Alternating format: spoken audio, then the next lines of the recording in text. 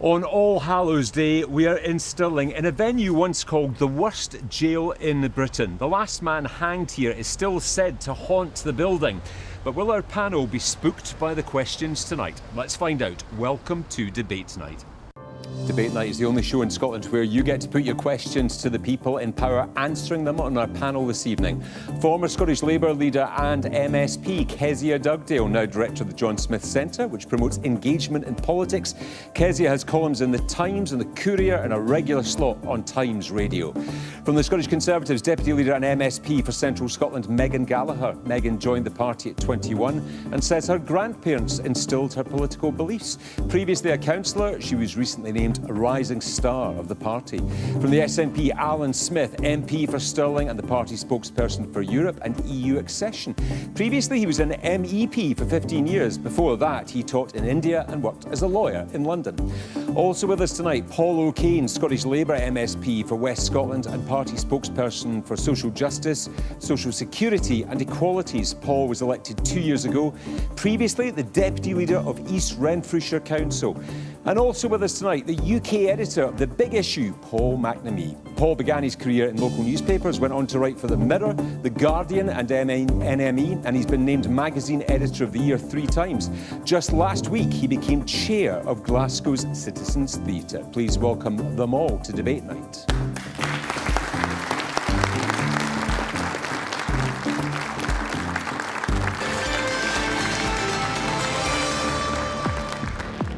And of course, welcome to our studio audience. It's great to be with you here in Stirling. And you can join in the discussion from home, wherever you are in Scotland. BBCDN is the hashtag you need on social media. Our Debate Night podcast will also be available to download straight after the show. So let's get started. Our first question of the night tonight comes from Scott Riley. Scott, evening. Good evening, panel.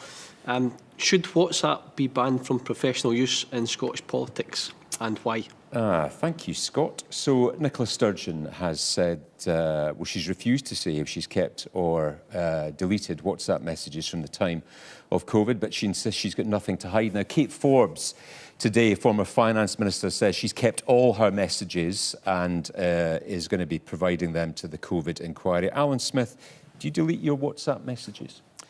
I'm not on WhatsApp at all since Meta took it over because I don't think it's secure. I use Signal. So I think WhatsApp is a wider issue that it's text messages. It's how should government decisions be recorded? And I have to say I'm bemused by some of the coverage we've seen lately that government decisions are not made on WhatsApp. There's pretty clear rules about that. Now, WhatsApp, Signal, whatever you use is for where are we going for lunch, what do you want for your dinner, that sort of stuff. There is conversation that happens in government, of course, but the Scottish Government, like the UK Government, has got ways of actually recording what decisions are taken and how.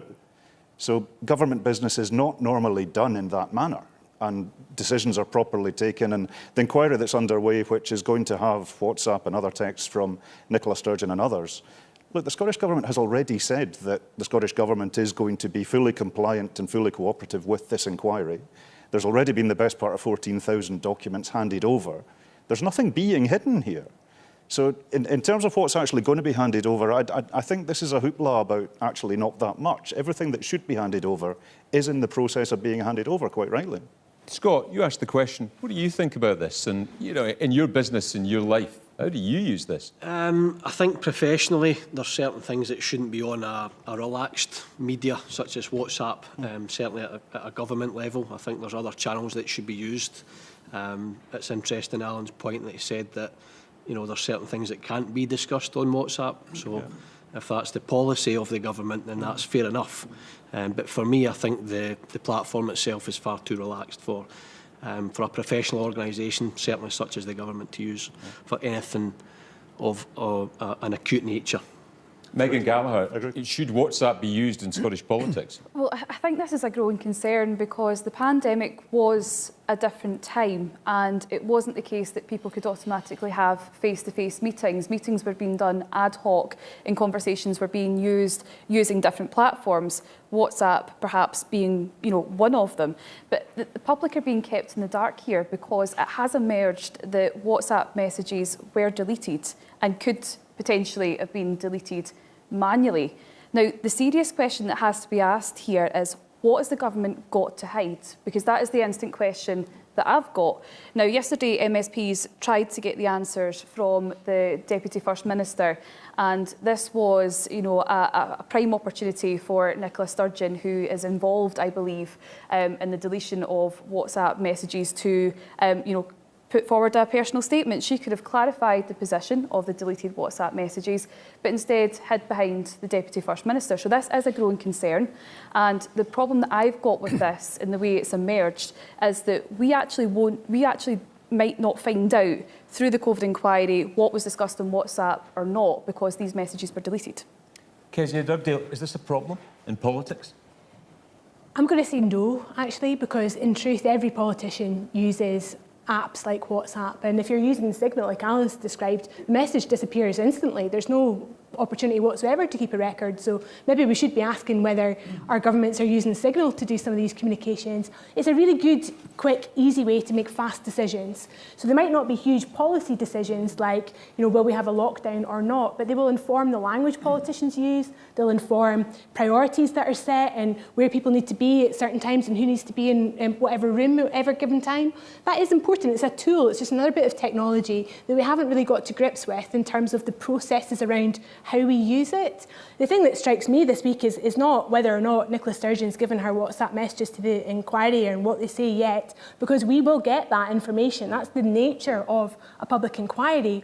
It's what the messages we've seen at that inquiry from Westminster Conservative politicians tell us about the attitudes that those politicians had towards us as citizens during the pandemic. The language that was used, the misogyny that was used, the complete disregard for the effect the pandemic would have on women. You saw today a discussion about it took a female civil servant to point out that women's faces are different, so the masks might need to be adjusted. We've had a real insight into what our politicians think about us. It didn't matter what app they used to do that. It could have been a set of emails.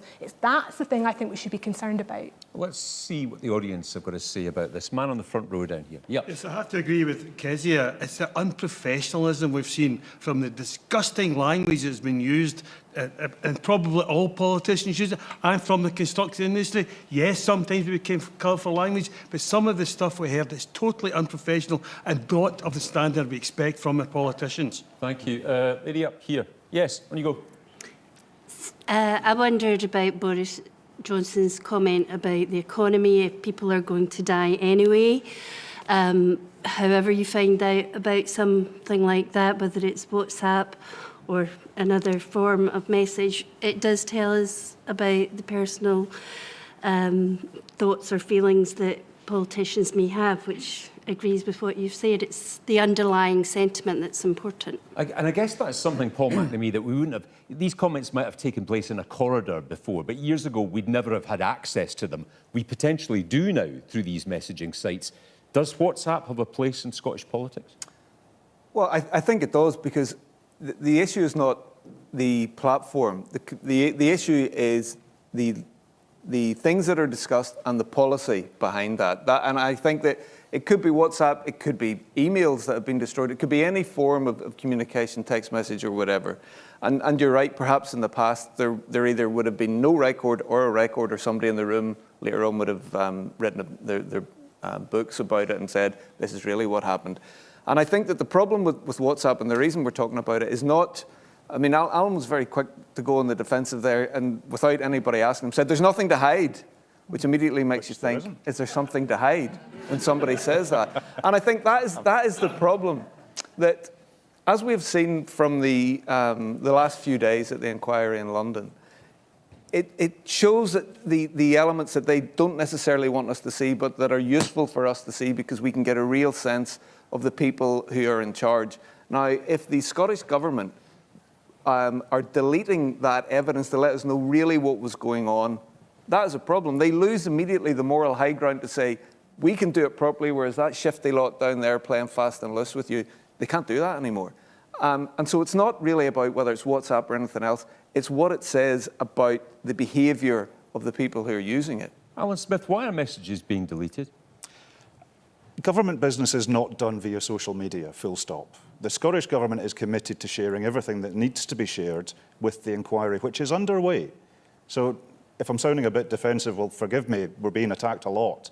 for things that we're not actually guilty of. The inquiry is underway, and everything that is going to need to be handed over is going to be handed over. But there is a wider question, which is really fundamental about, well, with the technology that we've got, especially during lockdown in that period, how were decisions being made? They weren't being made in the usual way. But I was an MP during this period. I wasn't making any decisions on social media.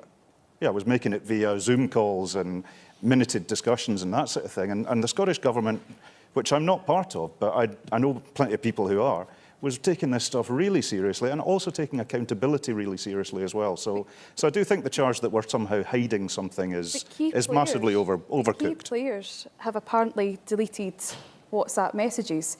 So we'll never know what those WhatsApp messages have said, and that is fundamentally the problem here. And I think the government really does need to answer to that. If there's nothing to hide, why were the WhatsApp messages deleted? That is something there's that's no got to be messages have answered. been deleted that are relevant to the inquiry, But because how do everything we that know? should have been kept has How been do we know? How do you know that? Well, you can't prove a negative.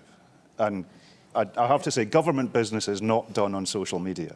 But We're not running away from transparency, quite the reverse. But what you're saying there is that the players involved decided what is relevant to the inquiry. That's not up to them, is it?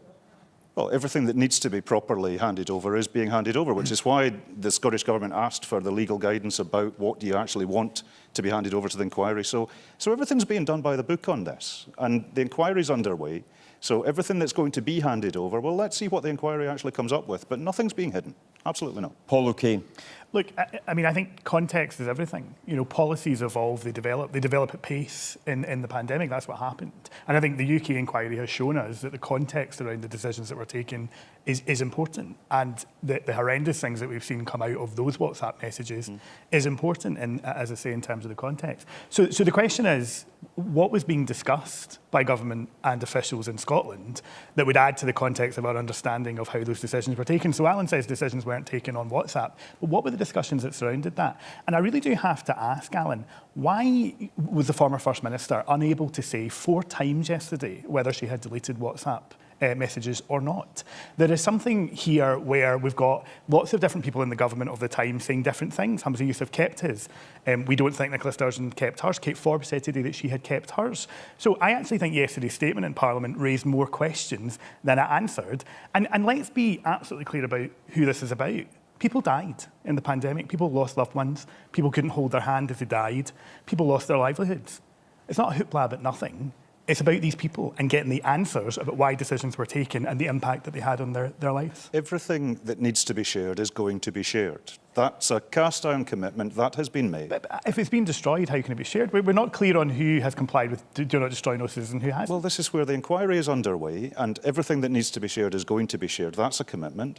And while the inquiry is underway, and you talk about people who died, I was at Bannockburn Crematorium for a service for people who'd lost loved ones during COVID and had to suffer terrible funerals where they weren't able to be with their loved ones. And this is a really personal issue for an awful lot of people. And I get that and I share that. It was a dreadful time.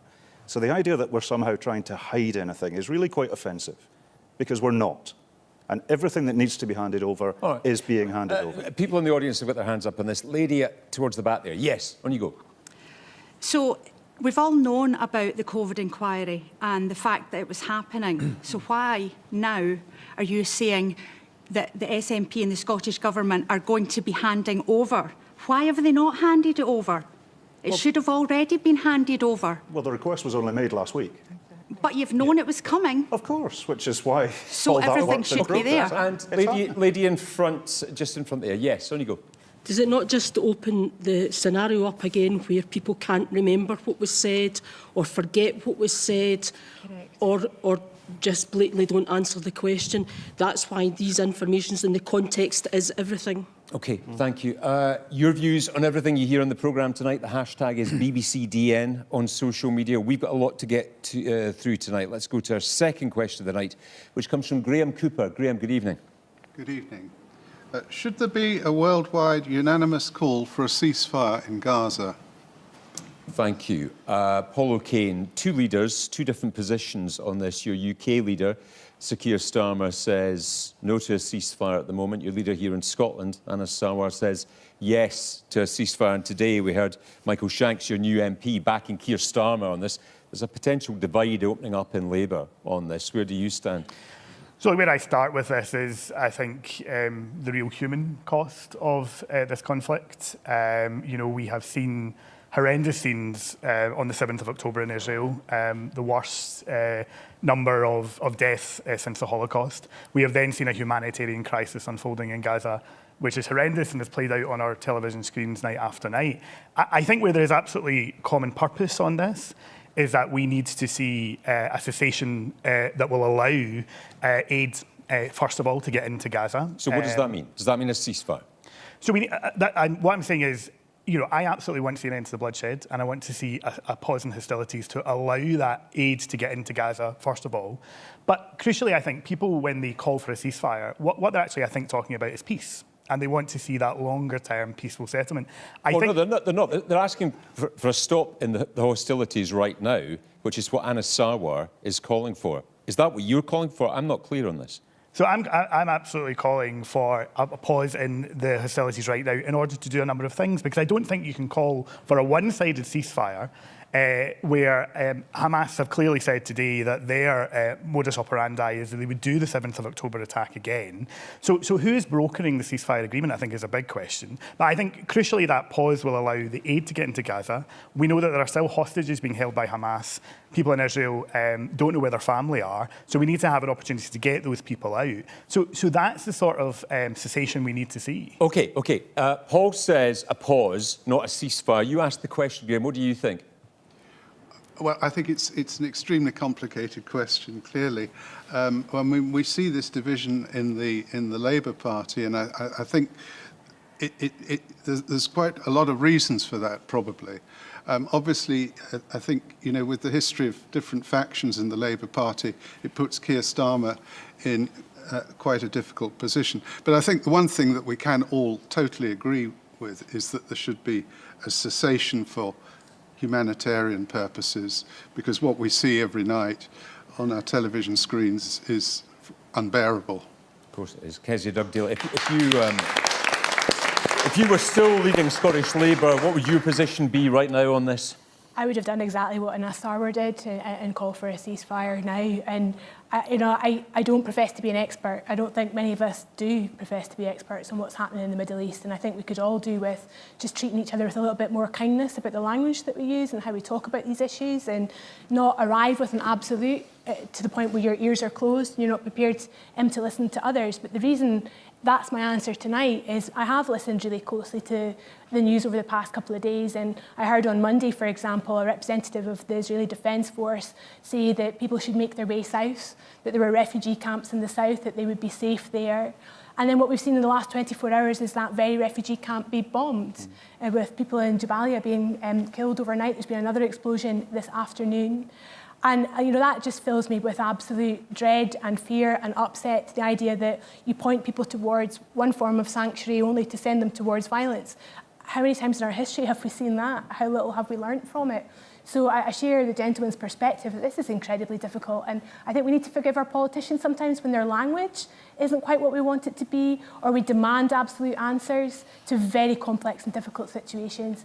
But I also understand that you want some sense of where the people that represent you stand, and I would have done just exactly what Anas did. Let me hear from the audience. Man on the front row down here. I don't think it's difficult at all. I think Hamas are an organisation that takes us back to Eichmann, Heydrich, Himmler. They're an awful, awful group of people. And to expect the Israeli Defence Force not to defend themselves and Israel in an existential fight is outrageous. That Hamas are capable of putting weapons underneath mosques, schools, hospitals is appalling for the people of Gaza. But the people of Israel have suffered their worst time since the Holocaust. And people like Nicola Sturgeon going off to Auschwitz and having pictures taken of themselves. Was nobody paying attention then? Nobody? This is just an outrage. And I don't think the IDF could be... There is no way they should stop. Any ceasefire, any slowing down allows these people to rearm and do the same thing again and again and again and again. It's outrageous. And Alyn Smith, that's the problem, isn't it? This is complicated, and I grew up in the Middle East. I grew up in Riyadh for much of the 80s, and in the Middle East, everything is connected to everything else. History goes back a long way. And history didn't start a week past Saturday. Now, I condemn Hamas, I condemn anti-Semitism, I condemn Islamophobia, particularly in Scotland. We're too small a country to have division.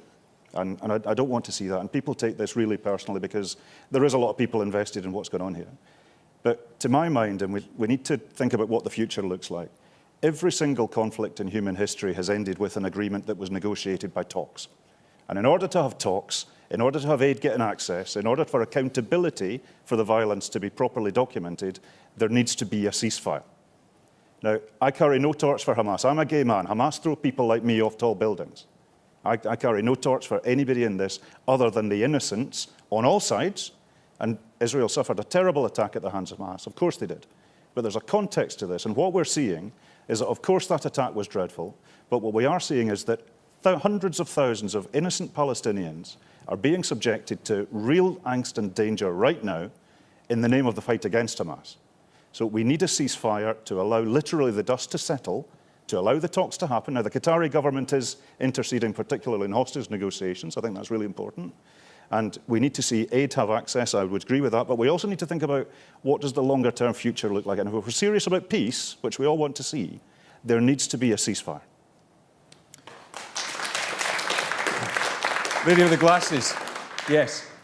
For the Palestinians, they've been under a lot of kind of suffering for decades. They're not allowed to leave.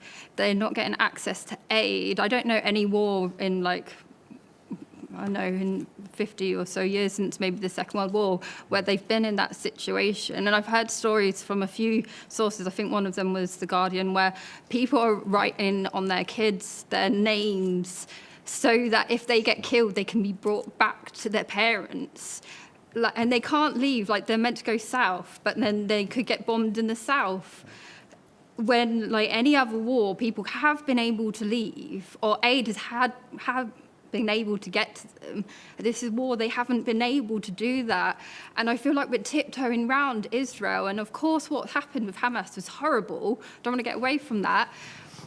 But they're kind of oppressing these people for decades. What were they meant to of course, I don't agree with it, but what are they meant to do? They haven't been able to leave since 2008. What other place in the world, apart from maybe North Korea, has that been a situation? Meghan Gallacher, what are they meant to do? Well, I mean, as been said, an incredibly difficult situation, and given the positions that's already been outlined, I'm not entirely sure a ceasefire is possible. At this point in time, I think bringing it back to a UK level, a UK position, I think that gentle diplomacy is really, really important just now to try and get that Rafah border open, to try and get British diplomats out, to try and get aid in, and to try and get medical supplies to innocent people who have been caught up in this terrible conflict. When you say a ceasefire is not possible at the moment, given the humanitarian pressures that lady was talking about, why not? I'm just not sure it is possible. And I mean, again, I'm going to echo Kezia. I am not an expert in this field. However, the positions from Israel, they have said that they don't think that's possible. But there's also the concerns, and the gentleman touched upon those concerns. Hamas, I think, just at this point in time, are integrating themselves amongst the community in Gaza, and I think that is a concern as well. So that there's a lot of complexities here, but I think the most important thing that we can do is the UK is try that gentle diplomacy to get that Rafah border crossing open, to try and get people the help and the support that they need at this point in time. And I think the first British nationals have been brought out tonight, actually. Lady in the scarf up there. I mean, I think we can all agree that Hamas and what they did on October 7th was absolutely appalling, but this is not a symmetrical battle. I mean, and we know that those bombs that are falling on Gaza have made in the UK, and I'm a dual citizen, and made in the USA written on the side of them. And I just want to know, at what point are we going to watch, what is it up to, 3,000 children, 9,000 civilians being basically killed? Because Palestinians are killed, they don't just die. At what point are we going to start being serious about, is this a genocide? Is anybody willing to say that that is what we're watching happen? We're watching people having limbs, children having limbs amputated without anesthesia. At what point, or 10 years down the road, we're going to go, oh, maybe that was a genocide. And let's be real, that the United Kingdom and the United States are both, profiting, as we always do, from this conflict. And I'm just wondering if anybody would be willing to start thinking that that is what we are looking at. Okay, we'll pick that up in a second. Gentleman in the zip top there, yes. It's difficult, I think, to arrange a ceasefire just now. We need some big people just now to stand up, setting aside the problems they've had with the Labour Party, setting aside the sensitivities on both sides about this, and say, we cannot sit here in a modern world and watch aeroplanes and artillery firing bombs onto innocent people, killing children.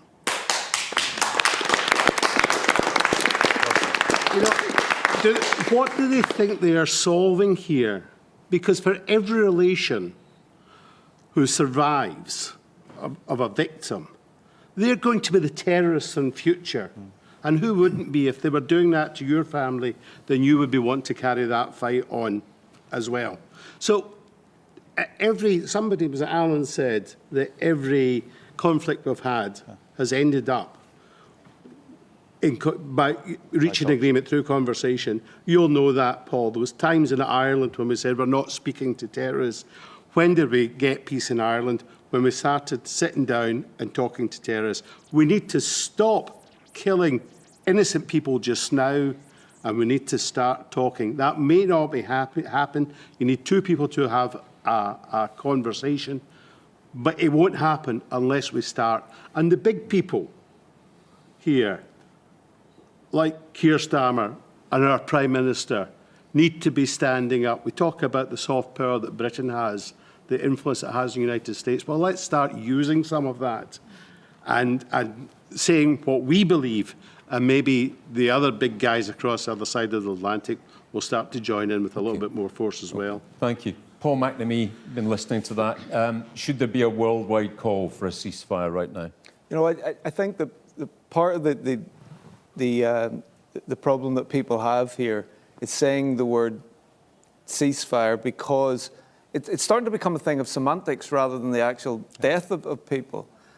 I think the word ceasefire should be taken out of the debate because what we're talking about essentially is asking Israel to stop bombing, to stop killing kids, to stop bombing refugee camps. That's essentially what we're talking about because you can't. Alyn said, well, we need to start talks now. It just feels too early and too raw, and there's no way Hamas are going to be honest brokers. And if you're going to have a ceasefire, it has to come from both sides. Hamas are still firing rockets in. So I think that it is fair for anybody on any level to ask Israel to stop bombing, to stop killing kids. That is fine. However, I also am troubled by the sense that's starting to grow that this is a kind of good versus bad and that Israelis and Jewish people are starting to move onto the side of bad. There isn't, I think, sometimes enough historical context to this. The reason why the Israeli state was set up, the death, the murder, the mutilation of 6 million Jews, which almost wiped out the Jewish people, which is why we needed to have Israel in the first place. And although it was a very imperfect state that's set up, and we can see how it's led, I feel that we need to be careful that while we are condemning actions that kill kids, and Netanyahu is a monstrous character, we at the same time don't feel comfortable casually falling into this gentle anti-Semitism that will become something else. Paul, and you come from somewhere where talks seemed so far away from ever being able to settle anything, but they did eventually. There's always hope, isn't there? There is always hope, but somebody mentioned that they need big players. Northern Ireland, at the time when agreement was reached, had some very, very big, brave people involved. Well, John Hume particularly, Mo Mowlam, Tony Blair, whatever your thoughts on where he went to in the end. Even Paisley himself stood up. So people who had real dogs in the fight and those who didn't came together because they saw that that was the only way to resolve it. Ultimately, you would hope that Israel will get there. But we saw, 20 years ago when Arafat and Shimon Peres were trying to get together, it was people on their own side that pushed them apart. So it's not always straightforward. Thank you. We've talked about this the last few weeks in debate night. We will come back to it again. Your views on this and everything else we talk about, hashtag is BBCDN. Tonight we're in Stirling. Next week we're going to be in Aberdeen for a climate crisis special. So if you'd like to come along and be part of the audience for that special show, just go to the website. It's bbc.co.uk/debate night. Let's go to our third question of the night, which comes from Lisa Fowler. Lisa, evening. Hi.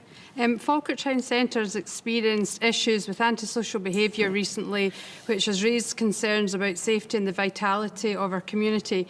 Can you please share your plans for increasing police presence and support in our town centres to address these issues? What have you seen? What's been your experience, Lisa?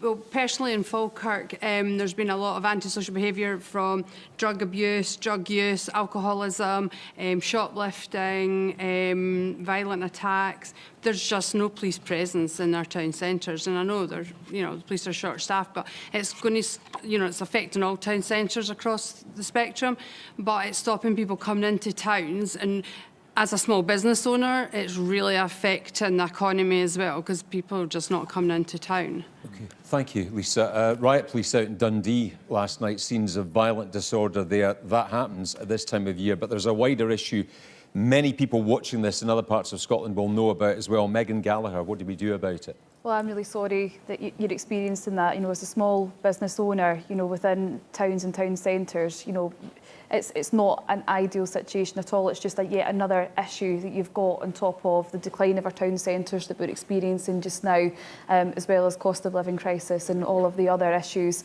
that our country is facing at present. But I think you're absolutely right in terms of, there's police shortages, and that is part of the problem. We used to have bobbies on the beat. We used to have community police officers that were a regular presence within our town centres, our high streets, and I'm sad to say that that is no longer the case, and I can understand why that leaves communities feeling apprehensive, worried, concerned. So what do you do about it? How would you change things? Well, I think we need to look towards the cuts that our police service have experienced over the last few years, and that's firmly at the door of Scottish Government decisions, because the police is devolved to the Scottish Parliament, and it's therefore the Scottish Government that should, invest and make sure that we've got enough police officers to combat the antisocial behaviours that is being experienced. But actually, my own party has announced a policy recently at our party conference just back at the start of last month, where we would try to invest and encourage 1,000 police officers to enter the force, so we could deploy those police officers onto our streets to help tackle the antisocial behaviour issues we've been experiencing. Okay, Lady on the end there. Yes, on you go. I wonder about the root cause of these people creating the bother, because very often the underlying issues are to do with poverty. Personally, I've seen a lot of young people running around in the Stirling city centre area, and it's an age-old problem of they've nowhere to go, nothing to do. They want to be teenagers, that's where they're meeting. And actually, some of the security guards and such like, when they speak with the youngsters, they're actually really not there to cause trouble. They're there just really looking for something to do. But there's also issues with increasing homelessness, and we see more and more people that perhaps have issues with addiction, and they're approaching the public and generally as we're walking about in the shopping areas and such like.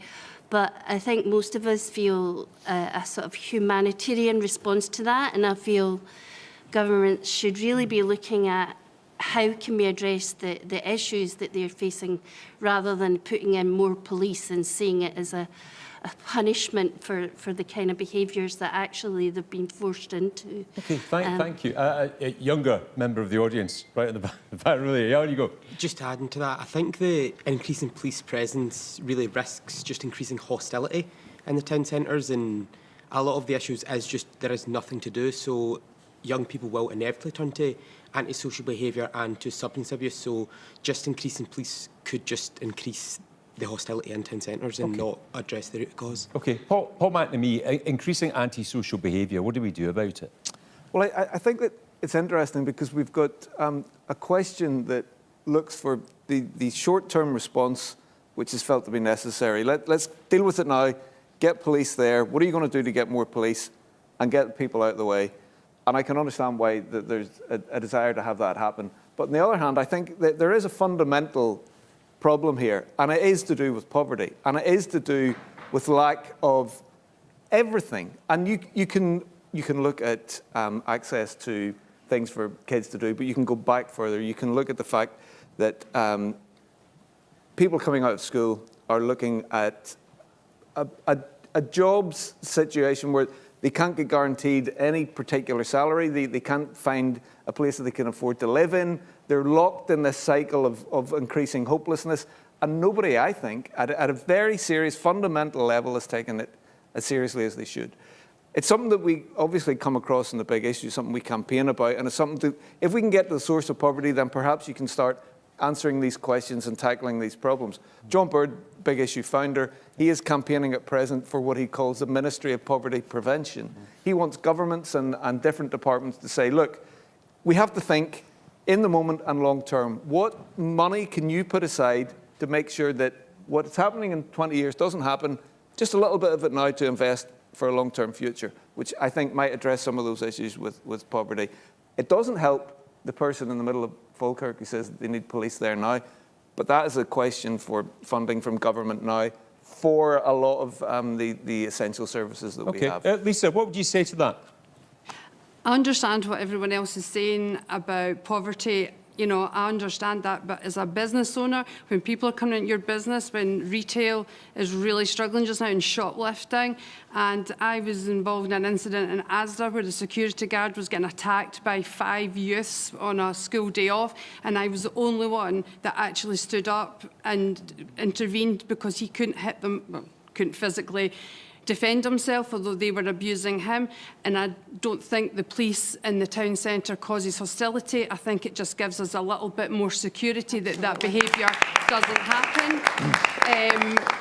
We've got a needle exchange right in our town centre. I am not going against anyone that has mental health issues, drug issues. However, there's a time and a place, and our town centres need extra support. And there's a programme that comes once a year, undercover police that come in, and just the presence stops a lot of the antisocial behaviour. So we do need it, and we need the resources, because I've never seen my business decline as it has. And obviously there's many, many factors, but we need some support in the town centre for this antisocial behaviour. Lisa, thank you for that. Alyn Smith, local MP here, how big is this in your post bag, and what are we going to do about it? I'm really worried about our high streets in Stirling, in Falkirk, everywhere. And that's post-COVID was the great accelerator. It accelerated the trends that were already there. And the trends towards online. We've then had the economic crisis of Brexit and COVID, where there's a lot less discretionary spend. So I want to see much more support in terms of a VAT cut for hospitality businesses to help people back onto the on-sales trade. We need to look seriously about how we use local government finances to better support local businesses. I've regular meetings with the Stirling police, and I'm afraid antisocial behaviour happens here as well. And the police are very adept to that. And I think Stirling's well looked after by our police, I have to say. They're working really hard. But we've just seen the Joseph Rowntree Foundation, back to Paul's point, actually put their study through that 4.6 million people UK-wide, there aren't Scottish figures, have experienced destitution in the last 12 months. So when people are really struggling, when they aren't able to do anything else, there's going to be pressure that's going to be felt in different ways in our society. And it's not good enough to just say the police need to deal with it, we need more police. Now, I agree, we do need more high-profile policing, absolutely. The Stirling police are doing that, Murray Place particularly, round about the centre, that's happening. But if we don't tackle the causes of the problems rather than the symptoms, we're going to be tackling symptoms all our days. And poverty is Scotland's biggest single problem, and Hamza Yousaf had a really, really good policy when he was first elected as First Minister, that every budget, every policy will be aimed towards alleviating poverty. And that's a long-term objective, of course it is, but if we've got particularly younger people with nothing else to do, there's no amount of police are going to stop that misbehaviour. Right. You can't have a police officer Alyn, in every corner. Let's see how that goes down with the audience here. Lady in the front row first, yeah. Well, I think there's recent reports about the police having almost a sliding scale of what they would attend and what they won't attend. I wonder what impact that has on public confidence that the crimes that are being committed are regarded too low level to have an attendance at. I wonder what the panel thinks of that. OK, and let me just jump up. We'll get into that. Man in the back row first, though. On you go. Thanks. Yeah, no, I'm just very sorry to hear the story about Falkirk town centre there. You know, 2023 Scotland, to hear about these problems, there really needs to be zero tolerance about crime. I was reading that there's a bigger problem with truancy in schools at the moment. I'm not quite sure what the solutions are, but I think, you know, the police are low in numbers compared to what they had. So I think that there should be more investment in police numbers. There's a question mark about where are the parents in terms of kids playing truant or antisocial behaviour. You know, what are the parents doing about this? OK, that's an interesting point. That research last week showed, I think from Reform Scotland, 40% of high school pupils in Scotland were missing one day at school a fortnight. What role for parents in all of this, Paul McNamee? Well, look, you know, I think a lot of this discussion actually goes back to the funding issues that we have. You know, so we have seen over the course of the last 15 years, there have been cuts to local authority budgets to provide a lot of the services that we're talking about that would make a real difference. So, you know, youth diversionary activities, support for parents and families to help parents, you know, get the support that they need. Because very often, if there's a chaotic life at home, that is then, you know, happening for the children as well. And I think it's got to be a mix of all of these things. You know, the police budget has been decimated. There are real challenges with getting through on 101. Police that I speak to in my patch are really, really stretched. They're not getting to do the high quality community policing of getting to know young people and getting to know their communities. But crucially, you know, social work services have been cut, youth services have been cut, and there is a real challenge now to actually being able to intervene early and support people to be diverted away from antisocial behaviour in our town centres, you know, across the country. Kezia, Dugdale, on that lady's point there, do you get a sense there is a sliding scale here where people, the police are just not responding to those what seem on the outside, you know, low-level antisocial behaviour things, which then, of course, can escalate? I mean, we know that's happening. That's a fact, a reality. The police are on record saying that. And, you know, we've seen political parties also say, we promise at the next election that the police will turn up if you call them after a burglary. As if that's some great big revelation. We should all be really pleased, but we'd all really hope that would happen automatically in practice. But look, this is all a story about, like, huge amounts of underfunding in public services for over a decade, not just of the police, but everything in our society that helps build community and keep us together, from the sports facilities that Paul's talked about, to supporting town centres with biz districts and all the different support you can get to get people back into town centres. It's a really complex picture, so priorities matter. What you choose to spend your money on matters. And I liked it when Humza Yousaf said, every single policy I'll introduce as First Minister will be put through a poverty test. Yeah. Why then did he announce to freeze the council tax? Because I tell you something, every person on this panel lives in a big house, and we will all save far more than most of the people that live in Fallon or in the Rat Block or in other poor communities that people in this panel represent. Won't see a penny of that. A lot of them weren't paying council tax in the first place. So if we're serious about priorities, we have to understand that freezing things like the council tax gives local councils less money and less freedom to fund the things that matter, like midnight football, like breakfast clubs, like youth work and initiatives that can get the kids off the street. It's about priorities, and I think our governments, both of them, are making the wrong choices. Into the audience. Lady in the blue there, yes. I think you'll have a problem. You spoke about, you know, recruiting thousands more police officers. I think recruitment and retention across all public services are really hitting rock bottom at the moment. You cannot get a social worker, an ambulance driver, all these for love and their money because they're not paid well. The budgets from local authorities are squeezed. Thank you. A man in the red top here. Yes. I was brought up in the 50s and the 60s, and there was as much poverty then as there is now. And there's nothing, there was the same to do then as there is to do now. There's nothing less for the kids to do. It's a lot to do with parenting. Yeah. And we also don't have respect. We don't have the respect for the police any longer. When I was a kid, you'd see the police walking about the street and you would be scared of the policeman. Nowadays, kids stick their fingers up and do whatever they want to the police. And the policeman asks them to stop, just walk away, because they know they're not going to do anything to them. They might get a smack in the hand. That's their lot. So it makes a lot to do with parenting nowadays. Paul McNamee, is he right?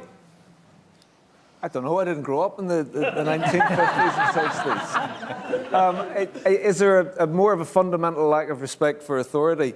I think there potentially is, but that's because authority figures have not necessarily held themselves up in the best. But what about parenting? Is it down to parenting?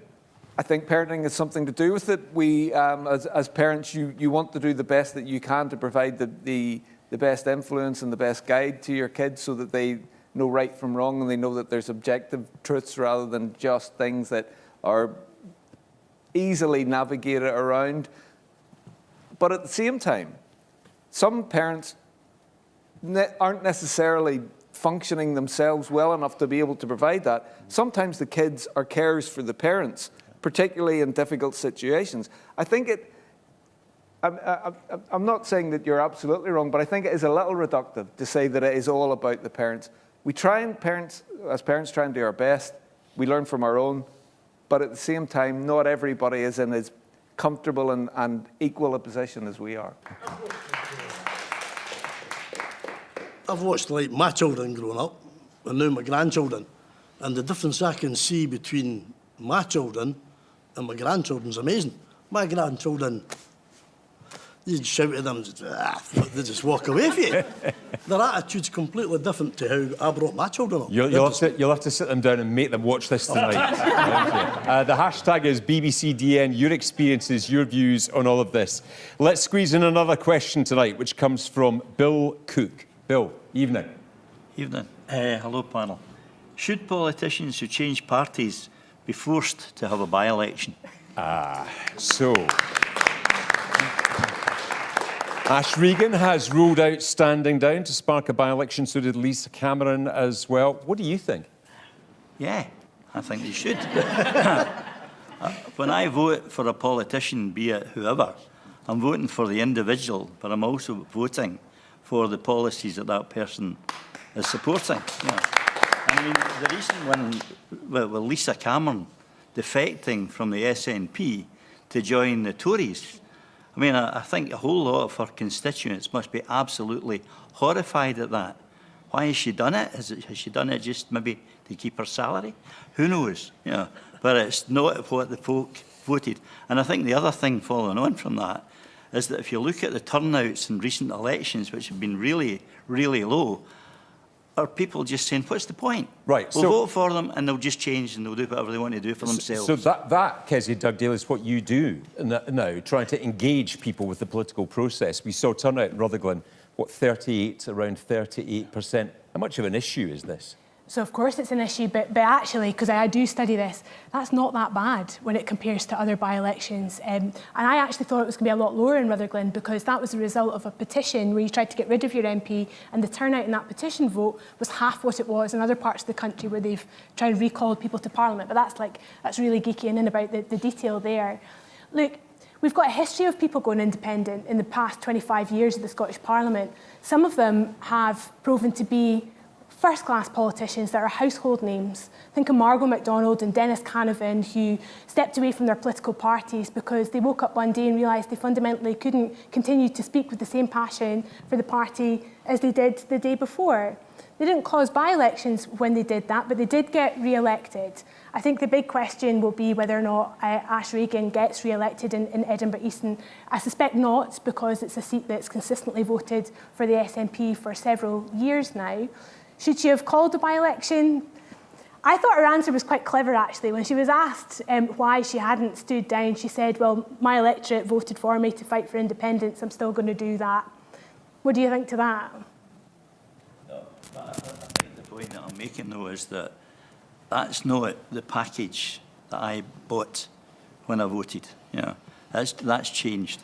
And I think that and I take your board about there's some excellent independent, MPs and SMPs, but if they're that good, they'll get back in anyway, regardless of what badge they're going to have. Yeah. So why are they frightened to call a by-election? Alyn Smith, should there be an automatic by-election when an MP or an MSP switches parties? Look, you can Google back, and I said this about 15 years ago. This isn't about individuals, and I don't like to see the SNP lose people. But I am absolutely 100% of the view that when a person is elected, they're elected, yes, as an individual, but they're elected as a representative of their party. And they're elected because of the hard work of their activists. And what these individuals have done is spat in the face of the hard work that was done to get them elected and the people who voted for them. Now, I think we should have more independence in politics, actually. And I believe in fraternal loyalty. I believe in party discipline. But if you're elected on a party ticket, whatever the party is, and the party leaves you, if, as you see it, and fair dues if that happens, then resign, cause a by-election, and if you're good enough to be an independent in the eyes of the people you serve, then you'll get back in anyway. So yes, they should resign. So should everybody else. Paul McNamee. Well, look, you know, defections have been a matter of history for a long, long time. I think probably every party on the panel has experienced, you know, either people leaving the party and going to another party. But are they fair on the voters? No. So, I mean, I think we do have to reflect on what the audience here tonight is saying, which is you vote for a person and a party and you expect them to see out their term based on the manifesto they stood on. And I do wonder, going back to the point Kezia made about recall petitions and some of the mechanisms we have, they haven't really been tried and tested. It's quite a narrow set of circumstances where you can recall your Member of Parliament or your MSP. I do wonder whether we maybe need to look at that piece of legislation and actually maybe legislate for some of this so that there are actually mechanisms in place where someone does change party mid-term, that there's something the constituents can do about it to actually then have their say.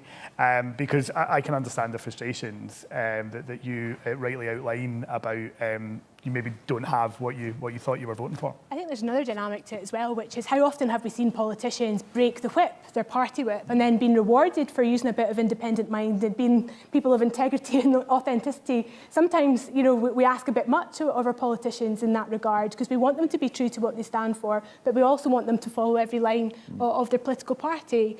I think it's incredibly difficult, but what we see in the work that I do at the John Smith Centre is turnout is still relatively high. When you look back 20, 30, 40 years, it's our attitudes towards our politicians that's fallen through the floor. So we are at the real low point now in political trust. And who's responsible for that? Well, how long have you got? Like, let's. So 5 minutes. I'll give you some of the interesting stuff about this. I think that gets missed. It's really low. It's as low as it's ever been since records began, but it's also really unequal as well.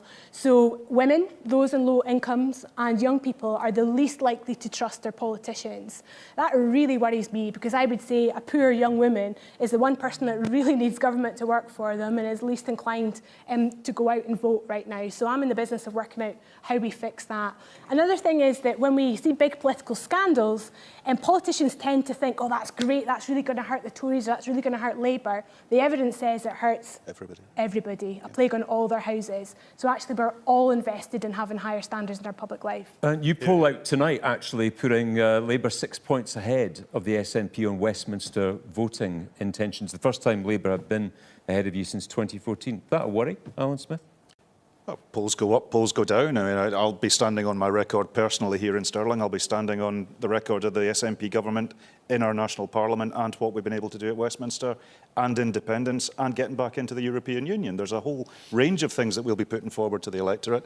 It has been quite a tough time for the SNP lately, and I think it's legitimate that shows up in the polls. But this too will pass, and I'm confident that we've got the right values, we've got the right team, and we've got the right vision for Scotland. Kezia, Dugdale, you said over the summer that you didn't feel a Labour surge in Scotland. 6 points ahead in this poll tonight. Is that a surge? Do you feel it now? Well, I guess what I was trying to talk about in the event that I did at the Edinburgh Book Festival was for Labour to get a majority at the next election, there needs to be a shift in the country greater than what happened in 1997. And I wasn't, in August, feeling that in the streets of Markinch and Glenrothes. It's quite clear from all the evidence, though, that the winds of change are towards Labour, and Labour is looking very likely to be the next government in the United Kingdom. And we've had this in real time. In terms of Rutherglen and Hamilton West and the by-election. In the streets of Rutherglen and Hamilton West, what we were hearing very, very clearly was an appetite for change and a feeling that there's two governments, a Tory government at Westminster and an SNP government at Holyrood, that are letting people down and that aren't achieving the things they said they would set out to do. So actually, I think that 20% swing in Rutherglen and Hamilton West is a clear indicator of that in real time. I know Alyn said polls go up and down. Yeah, of course they do, but actually we've seen that played out in real time. We don't take anything for granted, but definitely there is an appetite out there for change. Should we have more by-elections? If politicians change parties, Meghan Gallacher? Well, if I could go back to the gentleman's original point, I think another question that we also have to ask ourselves is why do people defect? Why do people leave? Because if you look at the case of Lisa Cameron, the treatment of Lisa Cameron by the SNP was appalling. And I don't blame her for deciding that the SNP was no longer on her side. And it was because she decided to stand up for her beliefs. And that was the reason why Lisa decided that the SNP was no longer hers. Then But what about her voters? What about the people who voted for an SNP candidate and ended up with somebody in the Conservatives? I take the gentleman's point, but again, if we go back to saying, we want to see more women in politics. In the case of Ash Reagan, then you had Hamza Yusuf stand up and say, was it no great deal or no great loss? I mean, no wonder people do not want to stand for government. No wonder people don't want to engage in politics, as Kezia Dugdale mentioned earlier on. So I think there is another dynamic to this. I understand frustrations, but there is another dynamic to it as well. And if people are not being treated with dignity and respect in politics, then I can understand, why decisions are being made. Paul McNamee, should politicians who change parties be forced to have a by-election? That's the question. Of course they should. Of course they should, straight away. There's been a couple of polite talk around it. Well, maybe this, and it's not fair, and that language was used. The gentleman here expressed it better than anybody else. You vote for them because of their personal appeal and also because of the party and what the party represents. If one half of that goes, well, then let's see how that personal appeal is. Let's put it up for grabs. There are quite a number of, there have been quite a lot of by-elections. I've enjoyed watching them for a whole set of reasons. I think sometimes politicians, like Nadine Dorris, should go much quicker and let the public have their choice. Yep. So I'm all for more by-elections. Let's have them. Not just when politicians are switching.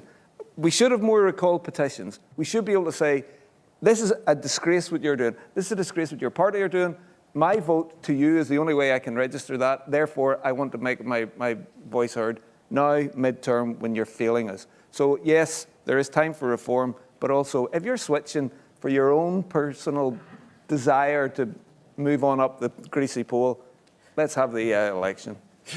Your views on that and everything else that you've heard on the show, the hashtag is BBCDN on social media. That's it from us for this evening. Next week, we're in Aberdeen with a climate crisis special. If you'd like to be part of the audience for that show, just go to our website. You can apply there. If you missed any of tonight's show, we're repeated later on BBC One Scotland, or you can watch it any time that suits you on the BBC iPlayer. Thank you very much indeed to my panel here tonight and to our audience in Stirling and to you at home for watching.